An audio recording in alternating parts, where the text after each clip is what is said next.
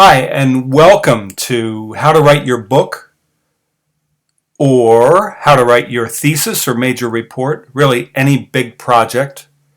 This is Charlie Euchner. I'm the creator of The Elements of Writing, the only brain-based system for mastering writing in all fields.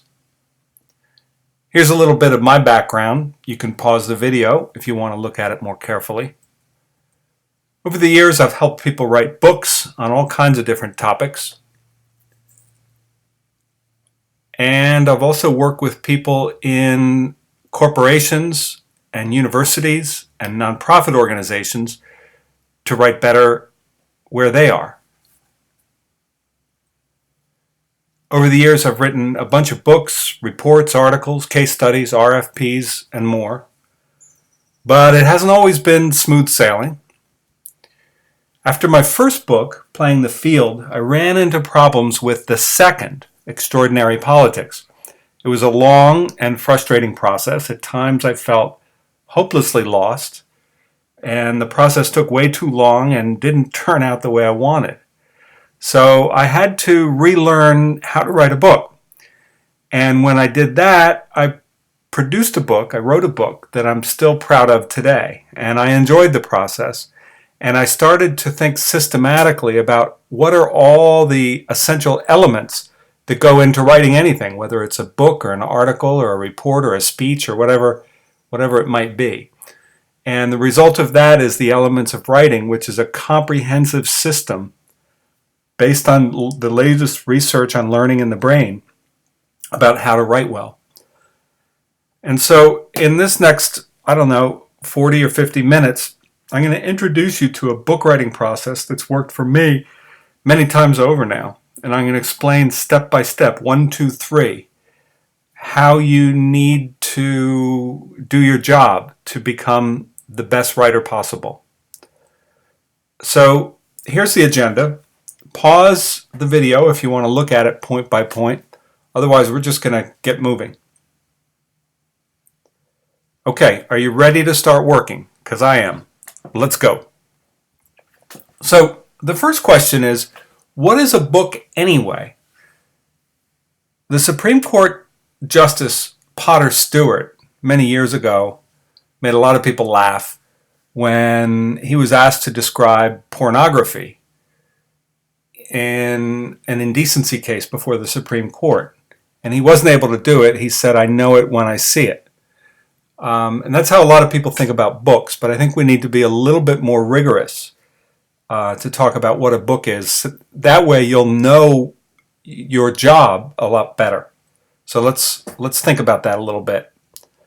So let me just ask you this. What's the difference between, say, a long feature article in a magazine or a Kindle single or a super short book like John Hersey's Hiroshima, or a longer book like my book, Nobody Turned Me Around, which is about 230 pages or so, or a super long book like The Best and the Brightest by David Halberstam? What's the difference? Is it length? Is it just that size matters? The bigger the book is, the more words there are, the more pages there are, the more of a book it is? I don't think so. I think that is a mistake a lot of people make. They think just putting together a lot of words and putting them between covers is what makes a book, but I disagree. In fact, too many words, too many pages really ruins a book. Hemingway used to kid Thomas Wolfe, "You're a putter-inner, I'm a taker-outer." So fewer words often makes for a better book, what I call a big B book. So what is the key? What's the difference between a book, something you're really proud of, something that really holds together, and something that's just a lot of words? The answer, in a word, is focus. Unless you get focus as a writer, and unless you give your reader a focused work, a really coherent work built around an idea, you're not going to have a chance to give your reader a total experience, something that feels whole, something that feels complete. You need to give the reader a complete experience about something. And you can't do that if you're jumping all around, if you're just throwing a lot of words at them. So the number one thing we have to do, the most essential thing we have to do when we write a book, is be really clear about what's the one idea you are trying to present the reader. Now, of course, even a small book, even a small article for that matter, talks about more than one thing. But we're looking for the one idea around which all the other ideas can revolve. We're looking for a focal point. And if you look at some of the great books that people have written over the years, one of the things you start to notice is that the really good ones are built around that one idea. This is true for nonfiction books on business and philosophy, politics, history, geography, and it's also true for major works of fiction. Now, I've always thought that the best way to understand if you have a book with enough focus, a book that talks about the one idea, that you should be able to write one of those blurbs that's in the New York Times bestseller lists. And who knows, maybe someday you'll get the chance to do that. Look at some of these blurbs, look at some of these quickie descriptions of bestsellers in the business field, and see how quickly they can capture everything that goes on in 200 pages, 300 pages, sometimes more. So think about that. Now, as we get going, one of the biggest mistakes that people make when they first start writing a book is outlines. Everybody thinks that they have to come up with an outline like they did in junior high school or high school. And there's a problem with that. Outlines do more to ruin your writing than help your writing. And the reason is that an outline can be a little bit of a straitjacket. You are sketching out your path in great detail before you really know what you're doing, before you really know what you're writing about. So you want to have some kind of direction on the front end of the process, but you don't want to put yourself in a straitjacket. In a way, what an outline is it's a contract with yourself. And we have this tendency to want to stick with it, even if it doesn't make sense. And it also causes us to go down wrong roads and to discount new ideas that we approach along the way that might be better than the ones we have in our outline. So my first piece of advice to you is going to be to avoid outlines altogether at the beginning of the process. Now, we might be talking about outlines later on once we have a lot of material to work with, but at the beginning, whatever you do, stay away from outlines. So what do you do instead? How do you get direction? Well, I propose following what I call the Christopher Columbus principle. Christopher Columbus set out for India, but he never got there. Instead, he found America, or the Americas plural. He had a destination. He had a good reason for expecting to get there. He had all the skills he needed to navigate that journey. But he was also willing to improvise as he went along, and he was able to adjust when he discovered something completely different than what he expected to find. And as a writer, you have to do the same thing. So embrace the Christopher Columbus principle. The next thing you have to do is you have to be completely dedicated to research. You have to use all of the tools of research. And this is true even for writing nonfiction works. You can't just sit down and spin stuff out of the air. You need to research. You need to understand your topic. And there's lots of ways that you do research, right? You go to the library, you read books, you go online, you get into databases, you interview people, you sift through records, you go to archives. Sometimes you observe people, you even conduct experiments, and you gather data. You put them in a spreadsheet and you figure out what it all means. So it depends what you're writing. But the essential piece of it all is research. Then the next question is, what do you do with the research? What I do, and what I propose that you do, is create separate note files or note documents on all of the key topics that you talk about. Now, the notes that are on this screen right now are from a book that I'm completing on Woodrow Wilson's September 1919 Western tour to promote the League of Nations, one of the greatest debates in American history And Woodrow Wilson got on a train and traveled 10,000 miles to try to convince the country to support him on the creation of a League of Nations. But it's a big, complex story, and it has lots of different pieces. And what I have found really useful, and you will too, is compiling notes, but don't put them in one place. Put the sets of notes each in their own document, so you can then go and do something with them later on. And we'll talk about just that in a minute. But first, you need to collect those notes and you need to organize them. And so here's an example of some notes that I have from this Woodrow Wilson book. I've been doing some research on public opinion and just how much it mattered to both the treaty and to politics at the time.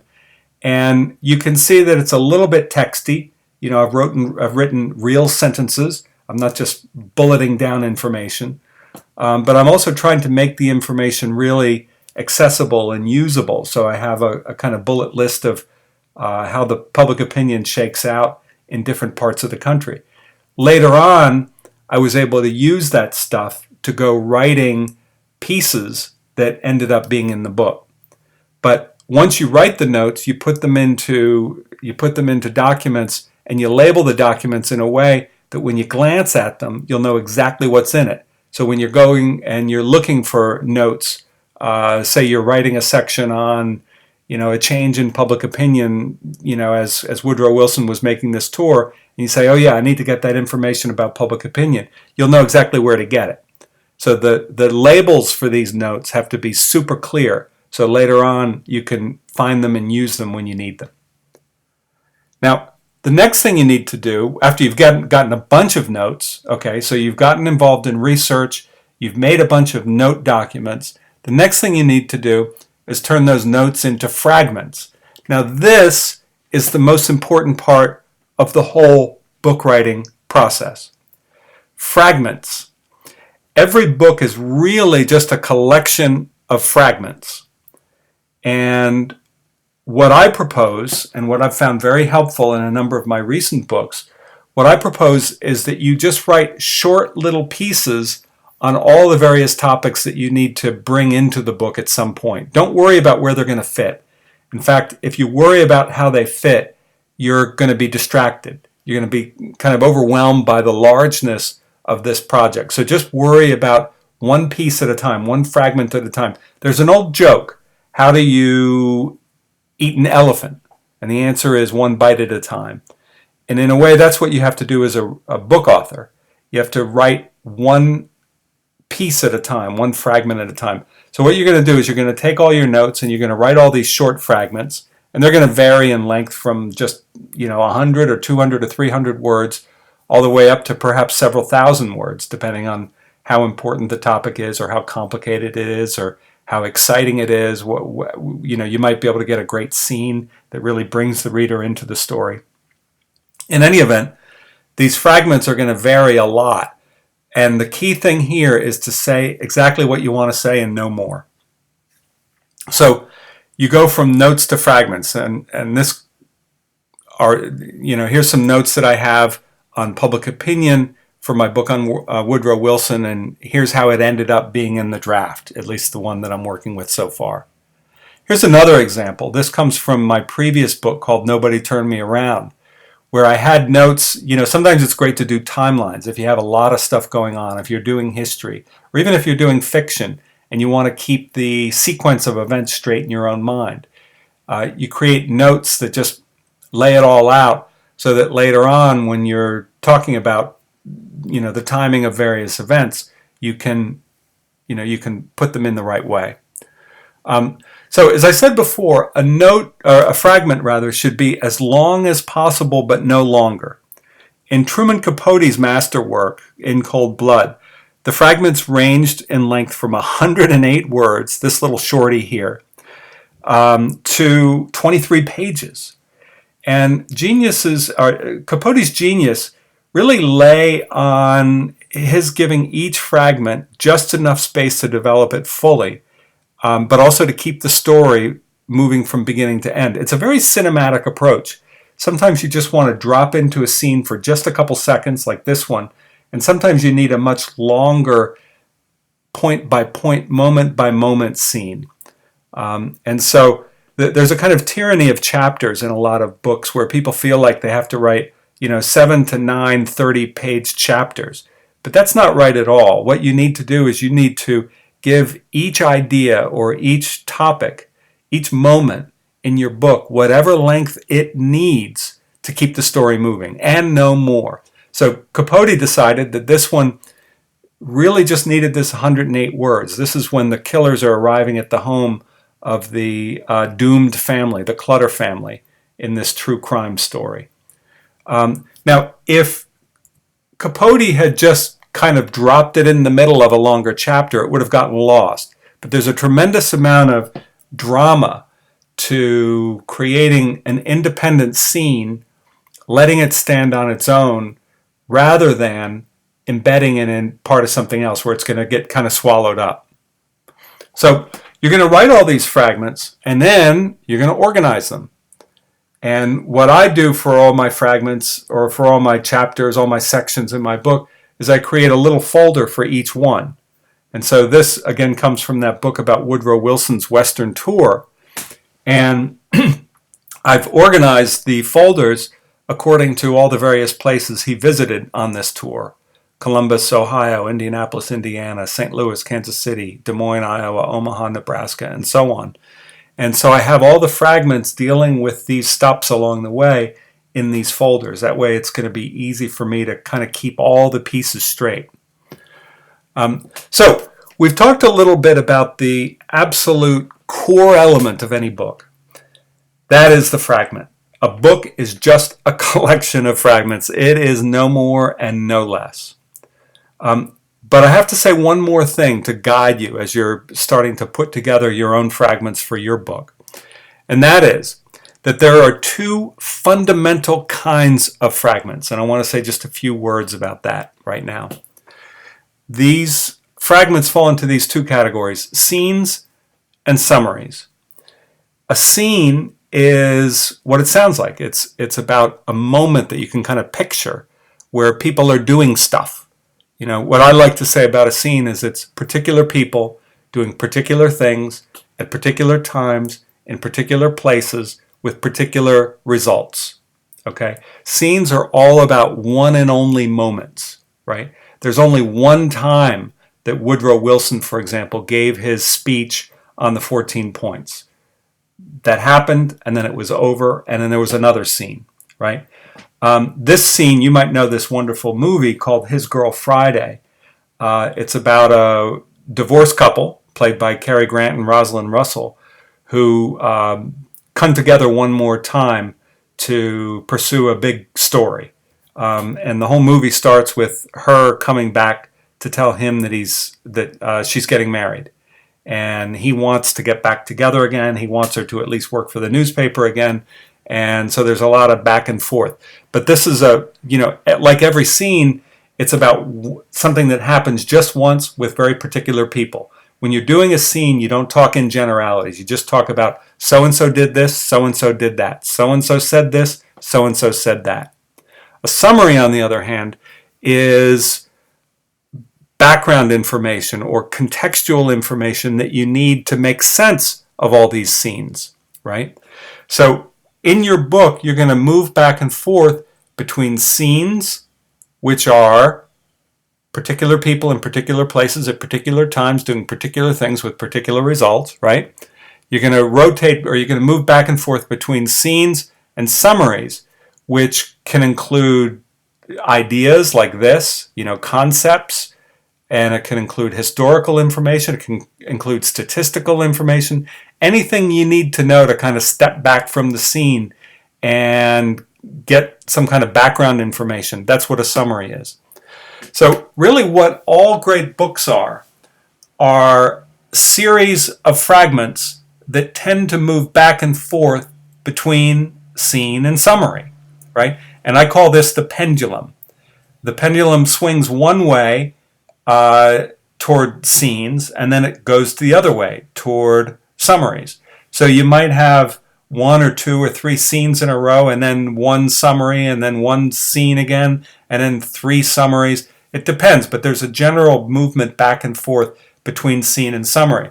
If you want to pause this video, these are a couple of passages from In Cold Blood by Truman Capote, and you can see how he uses this pendulum system. He shows Herb Clutter, the doomed farmer who's about to be murdered by these two drifters. He shows Herb Clutter meeting with an insurance salesman and concluding an agreement on a life insurance policy. So it's particular people doing particular things at particular times with particular results. And of course it has particular consequences because Clutter's going to be killed that night. And his surviving family members are going to get that insurance policy. Okay, so there's a scene. And then it's followed up by a summary, the background information, what you need to make sense of the scene, right? As an educated man, successful in his profession, an eminent Republican and church leader, blah, blah, blah. This is the background information that you need to understand the scenes involving Herb Clutter just a little bit better, okay?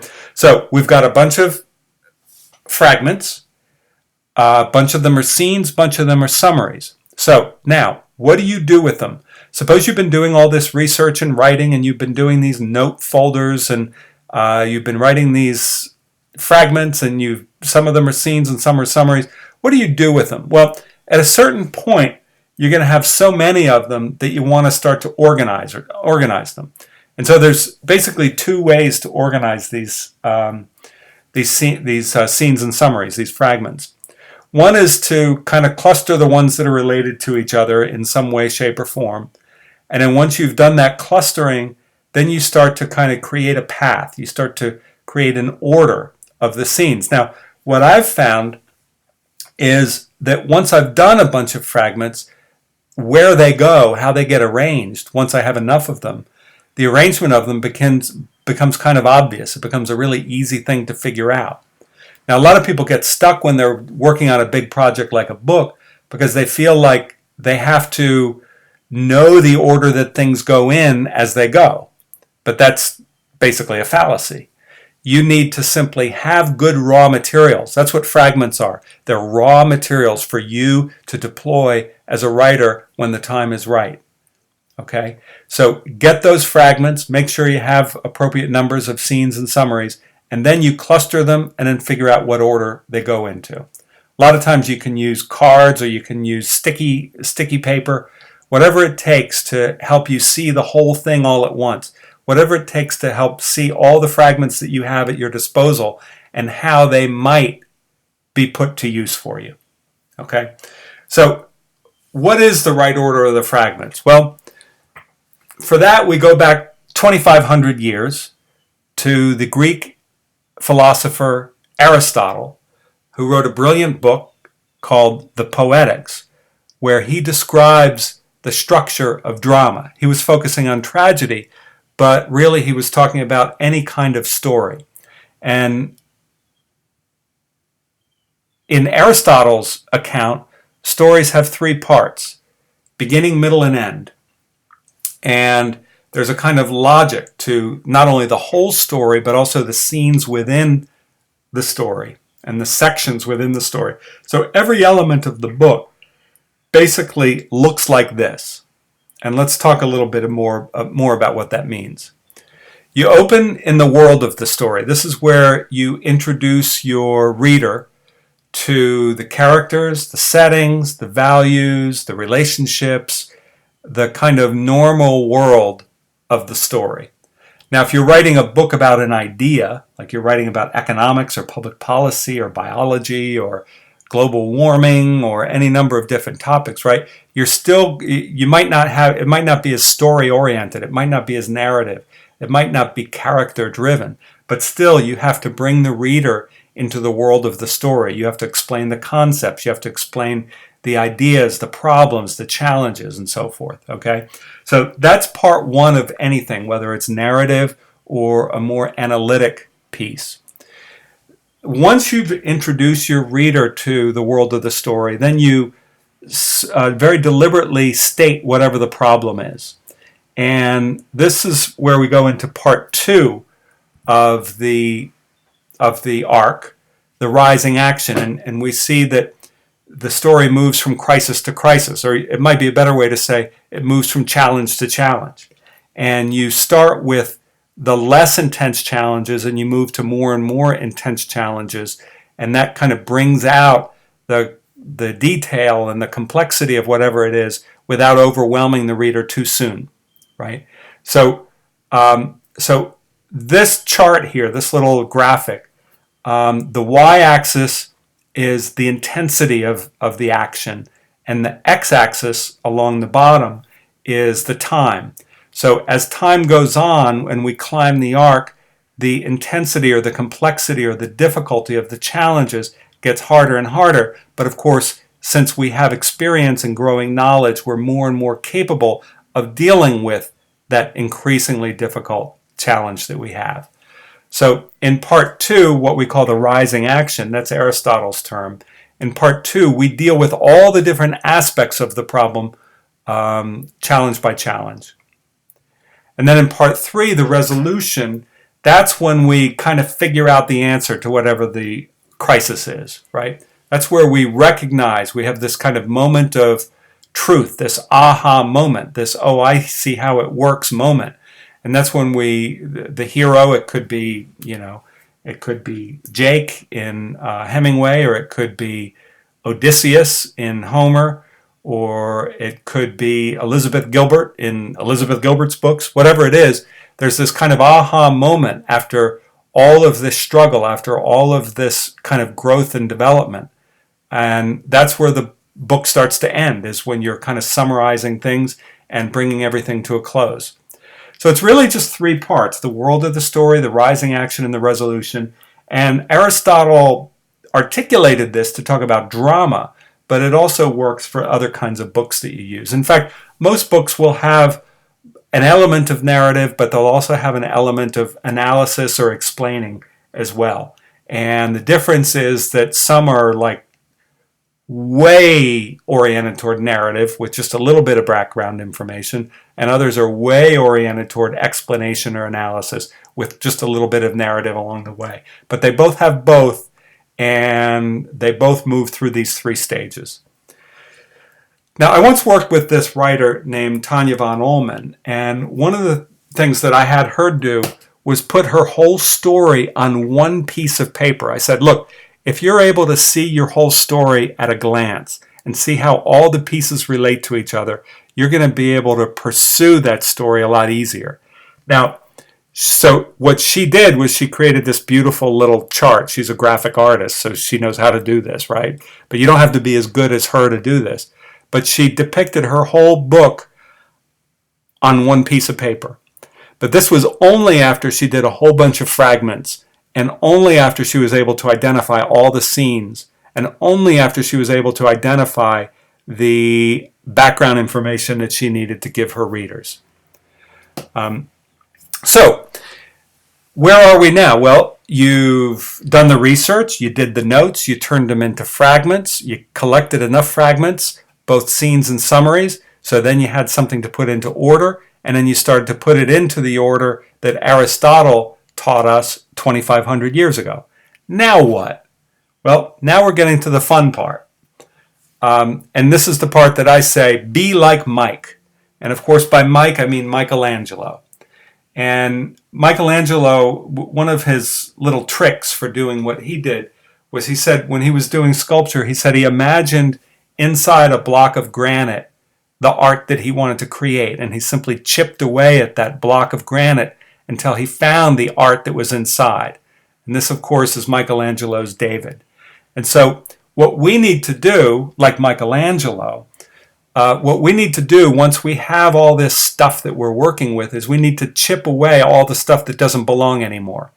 It's likely that you've repeated yourself a lot, that you've used a lot of words that don't really add to your story or your piece. It's likely that you're kind of clumsy in some places, that you maybe have some scenes or maybe you have some summaries that you just don't need. And so you need to work really hard once you have kind of a draft in the works. You need to work really hard to get rid of the block of granite that doesn't belong in it there anymore. You need to cut away everything that is surrounding your masterpiece inside. Now, a key part of that is to murder your darlings. There was this British writer named Sir Arthur Quiller Couch, and he said that when you have some stuff that you really think is beautiful and wonderful, and you have these wonderful passages that you just fall in love with, if they don't belong in whatever it is you're trying to write, you need to murder them. You might be in love with these pieces that you write, but you have to murder them. And the term that he used was murder your darlings.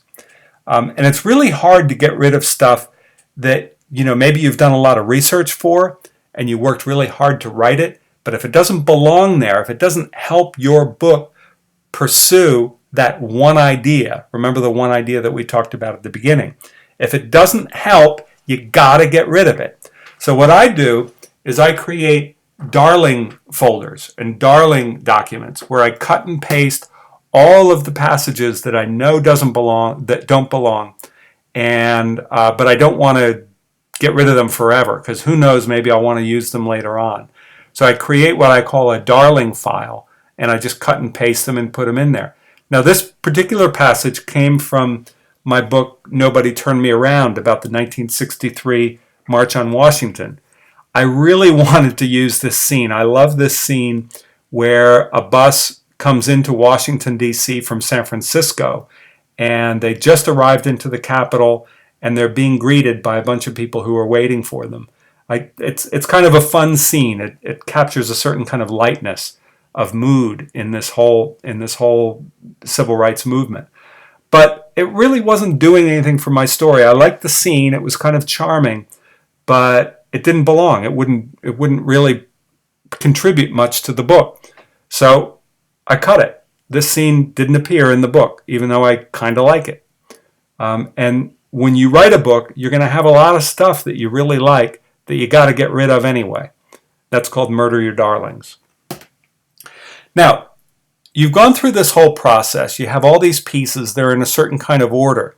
At that point, finally, at the end of the whole process, or toward the end of the whole process, only then do you actually write your outline.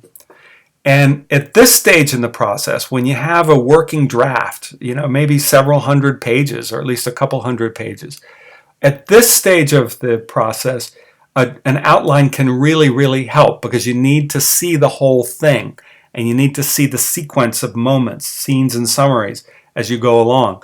So in my book on the March on Washington, I outline every single fragment in the whole book. The whole outline takes up, I think, like 9 single-space pages. And it's giving me a really wonderful way to look at the whole thing and to see how all the parts relate to each other. But if I'd tried to do an outline at the beginning, I would have written about stuff that I didn't know about. I would have written about stuff that didn't matter. And I might have excluded stuff that really was great. And so I say, wait to do the outline until the end. It's called the reverse outline, because you're basically creating an outline from something that already exists rather than creating an outline before something exists. Anyway, so once you've gone through the whole process, you need this roadmap. You need this kind of big guide to your book so that you can make sure that all the pieces relate to each other in exactly the way that you want them to relate to each other. And the more kind of complex or nuanced your topic, the more important this is. But it's really important no matter what. So what else do you need to know to write a book? There's a lot of stuff. We were only able to cover the basics in this webinar, but I want you to think about some other things you can do. If you're intrigued, you might want to consider taking up some follow-up steps. For example, there's a couple books online, The Elements of Writing, which is the complete rundown of all the skills, all the kind of key issues that you face as a writer, no matter what you're doing. And of course, How to Write a Book. It's right up your alley. The other thing you might consider doing is booking a seminar. I do these 1 and 2 day seminars for authors, and it gives us an opportunity to work together. I build on all the skills that I've just given you a quick overview of, and throw a whole bunch more tricks and tips into the process. And it's interactive. You can bring your own notes on your book and we can talk things through. I've been doing this so long that I can probably just kind of figure out what you're doing with a quick 5-minute overview from you. So at any rate, seminars can be a lot of fun.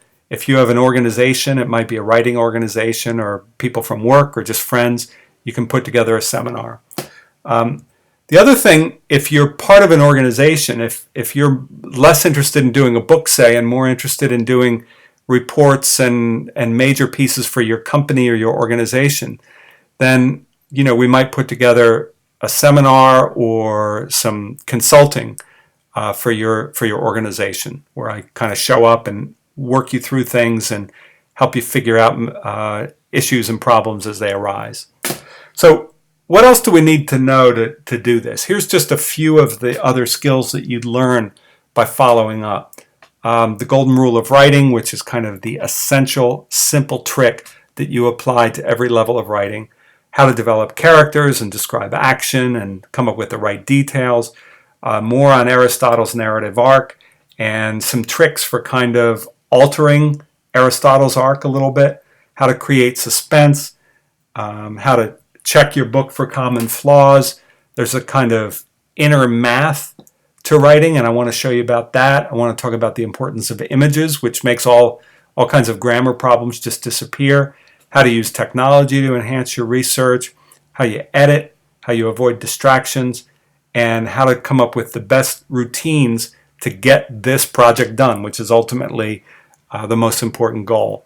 So if you're interested in any of that, just send me an email, howtowriteyourbook@gmail.com, and we will take it from there. Meanwhile, it's been great being with you. I hope you've gotten some good value out of this, and give me a call. Let's see what we can do. Bye for now.